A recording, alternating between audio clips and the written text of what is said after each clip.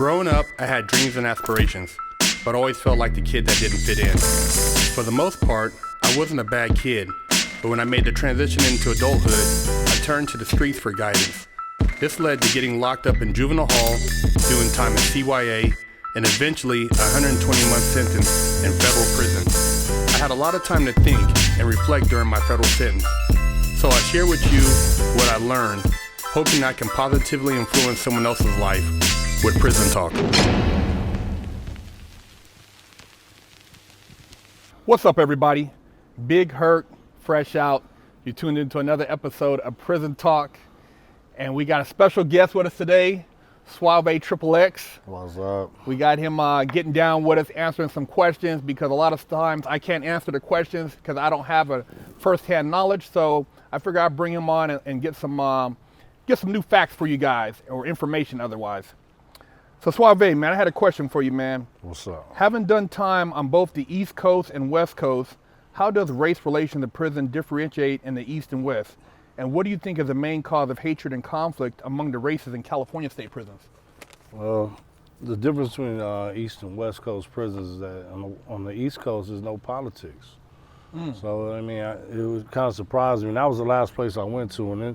And I went to the state of Virginia, where it was like the last state free slaves and all that. That's what tripped me off, so they weren't tripping like that. There wasn't tripping, it was Commonwealth. So I'm thinking like, hey, there's gonna be some weird ass shit going on. Yeah. And don't get me wrong, I'm talking again about the inmates. The officers in some like rural, like redneck ass places, or fucking straight up call you boy and all kind of shit. You know what I mean? So it was definitely a culture shock. But among the inmates, so do you have white and black inmates like interacting without people tripping on the yard and, you know, sitting at the same table and shit like that? Man, you got white, black, Mexican workout partners together with the same workout team, sitting at the same table, eating, doing a spread together. Wow. Yeah, they busting down spreads and shit. Like white and black guy, Mexican, everybody together. Yep.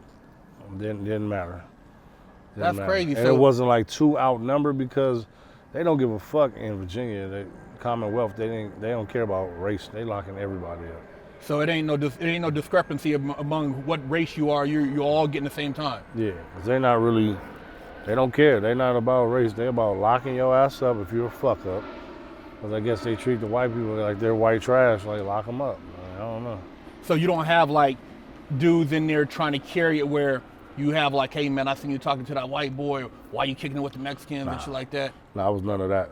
There was none of that. It was there were no segregated phones. Wow. There was no segregated showers, sinks. Like, you know, out here, I'm like, you know, there's certain shit you can't even touch.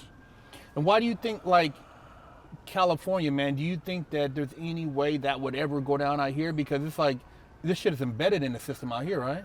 Yeah, it's definitely, you know, how it started. It's probably going to be how it ends. I mean, it's crazy because the politics out here, it's all about, you know, territory and shit like that. And, you know, and we, you know, I say it's shit that we can't touch out here, but, you know, we can touch what the fuck we want. It's just repercussions and shit that come with that. So it's a respect level. It's like, okay, this is ours, this is y'all's, and this is theirs. And it's like, it's ignorant, because it's like germs is germs, don't matter what race. We're all in the same boat together when we're doing all in the same boat. Do you think a lot of it out here had to do with the drug trade and what's going on as far as finance? Because it seems like the drug trade, people don't realize that's the big economy in prison. Cell phones, drugs, you know what I mean? That's like a major business, you know? Yeah, well, it's all about territory. Whoever runs the most territory makes more money, and money is power. You know what I mean? So would you say, as far as in the California state prisons then, it's all based on who controls the drugs to where who runs pretty much the prison? Well, it's a respect level. I mean, we know who runs the drugs on the streets, and we know who runs the drugs in prison. It's pretty much the same people. You know what I mean? Like, blacks and blacks ain't making cocaine. You know what I mean? We don't have cocoa leaves growing in the backyard. White people make speed, but not as much anymore, because the Mexicans are making that too. So they got that pretty much monopolized. You know, they run that shit. That's cool. Run it over here to me, and let me do what I do, as long as I can make my money off of it. It don't matter. And in prison, it's the same way. It don't have to be you getting it from a race or something like that. You can get it. Mostly, I was getting my shit from the officer. So I get my drugs from the officer. You know, you find a crooked cop in there, and you know, or free workers, what we call them, people that work in a prison but they're free, and you know slide up on them and you know shoot them something. They'll bring you tobacco in or weed in, cell phones in or whatever. And how prevalent would you say that's in the system? Because I know somebody was asking me, and I told him, I said, dude, we're not. The guys doing time are not bringing in the cell phones. They're not keystering the cell phones. No. Those are being brought in by the guards. Yeah. You know what I mean? Exactly. And what kind of money is being made off of that stuff you think in there? A cell phone costs you like $800 for a cell phone. So you got guards in there. With their smartphones. You know what I mean? So it's like, you know, and for what, when I was on the phone, when I was up in there, I was on the phone all the time. And I wanted to know what I wanted to know when I wanted to know it. So if you got a cell phone, you can find that out quick. When you on that phone on the wall, motherfuckers just hang up on you or they act like they didn't hear you or whatever fuck, didn't know you was calling. On that cell phone, they gotta pick up, or you just be persistent and blow their ass up. You know what I mean? And the bill you gonna run up on that is what, $40 a month. Yeah, compared to what you're gonna be, you're fucking $200 some on a damn phone on the wall. Yeah, you could put $100 on the phone in prison and that shit'll last you all month. But you run up $100 every other day in prison.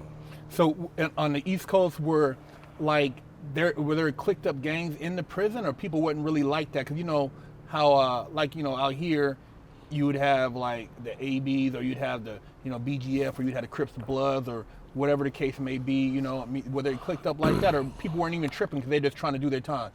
A lot of people weren't tripping; they were trying to do their time, but there was Bloods and Crips out there, and as soon as they found out I was a real nigga from LA, you know, both sides came to me like, "Hey man, you know, you really from the land, man. You know what I mean? You Crip. I'm like, you know, you cuz." They say you cuz. I'm like, I'm a Crip, homie. Like, what's cracking? You know, even the Blood niggas want to know, man, mate. So you been to? You know, man, we from Compton. Ooh, I said, y'all claiming that, but y'all ain't never been there. Like, yeah, well, what's it like? Like, so I was like, that ain't my job. Yeah, they want to hear war stories. You know what I mean? Like, I'm, you know what I mean? My history is different from your history, but at the same time, they cross paths, and that's when it's not good where I'm from. So for us to be sitting here talking about, yeah, lacing you on what's going on with Compton or the streets out in LA. Yeah, that's not what my hood does. But the other Crips, you know what I mean? I taught them a lot of stuff. I let them know certain things they not doing right. You know what I mean? That they need to fix. Something that don't fly where I'm from. You know what I mean? Do you think the guards in the prisons on the East Coast were like more fucked up than what you dealt with out here in LA, Wayside, and state pens? They're more fucked up on the racist side part of it, but that's something you can just deal with on an individual basis. Out here, they just fucked up. Yeah. You know, remember in Corcoran, they was putting blacks and Mexicans, making them fight, placing bets and shit like that. Placing bets, yeah. You know, plucking motherfuckers off, shooting them in the neck. Like, and then when they get tired, you just fucking dome you. Right. So it's like, out there, if they don't like you, they gonna just tell you, boy, I don't like you, kind of like. You be like, boy. Wow. Yeah. They still on that shit, huh? They still on that shit. Did they trip out because the way you articulated yourself, even though you were a gang member? Because, you know, they heard you talk like, this dude is not talking like he's from out here? Right. Yeah, as soon as I opened my mouth, as soon as they see the tattoos, they threw me in solitary confinement, and they was like, look, we're going to put you here until we can figure out where we're going to put you at. And I'm like, in the hole? I'm like, I was like, what's that about? Like, we don't know if you're out here trying to bring the gang thing out here. I said, bro, I'm here to do my time and get the fuck back where I'm from, nigga, where I belong. So I did a lot of time in the hole at first when I was before I was fighting my case. Okay. Yeah, man, that's crazy, man. Well, I'm glad to see you out now doing your thing, man. And I know it don't matter where you're doing time at, it's still a shithole. You know what I mean? It's still East a shithole. Coast, West Coast. But I'm gonna tell you, that was the easiest time ever, and it was the hardest time ever because it was the easiest time because, like I said, no politics and all. I can focus and concentrate on me. And it took this last bid that I just did when I went in 2012. I got arrested 2012, June 12th. I made it to Virginia, DOC, or Virginia City Jail, rather, after my extradition in August. I got my GED by November. I had a cap and gown on with my GED. Took the test first time and passed it. I was 40 years old. So it was like, how in the fuck, why does it take for me to go 2,000 miles away to a whole nother state? But it's because we got too much shit going on out here in our jail. So you gotta watch your back, you know what I mean? You might have to run a dorm and shit, regulate shit. You don't have time for all that. But it was a great accomplishment. So that was a positive out of the whole situation then. Very positive. And then I went to the hole again and I ended up writing my book. So I wrote a whole fucking entire book about the story of my life. And it was a dream come true and a big accomplishment. Congratulations on that. Thank you. Big Hurt, Suave XXX, Prison Talk.